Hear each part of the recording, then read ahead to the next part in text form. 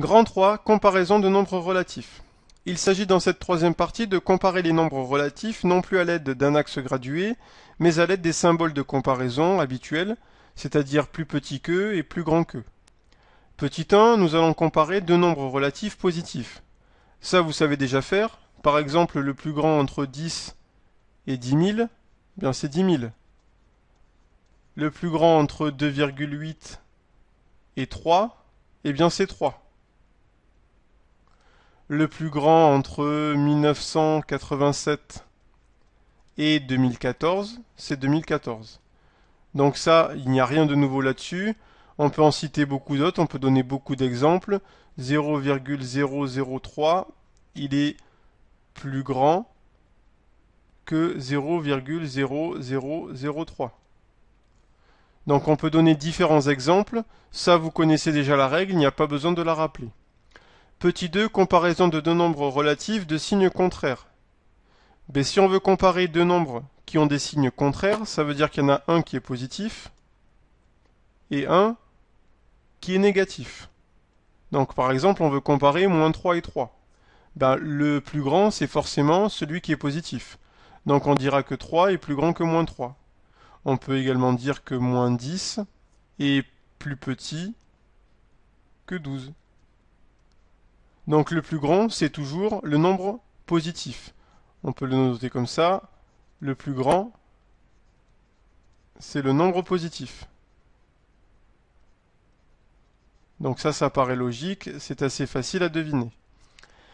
La véritable information qu'il y a dans cette partie, c'est le petit 3, comparaison de deux nombres relatifs de signes négatifs. Comment est-ce qu'on fait pour comparer deux nombres négatifs? Eh bien le plus petit, c'est celui qui aura la plus grande distance à 0. C'est en quelque sorte l'inverse de la méthode du petit 1. Par exemple, si on veut comparer moins 3 et moins 2,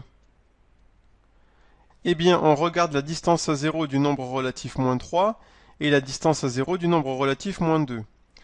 Bon, la distance à 0 du nombre relatif moins 3, je le mets dessous, c'est 3. La distance à 0 du nombre relatif moins 2, c'est 2. Et je viens de dire que pour comparer deux nombres qui sont tous les deux négatifs, le plus petit, c'est celui qui a la plus grande distance à 0. Donc ici, moins 3 sera strictement plus petit que moins 2.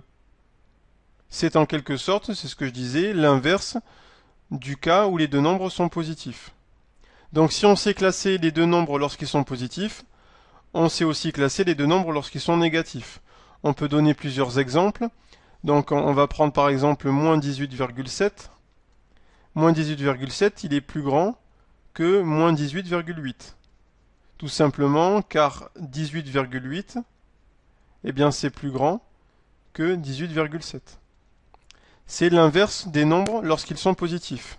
À notre exemple, moins 5,2, eh bien il est plus petit que moins 5.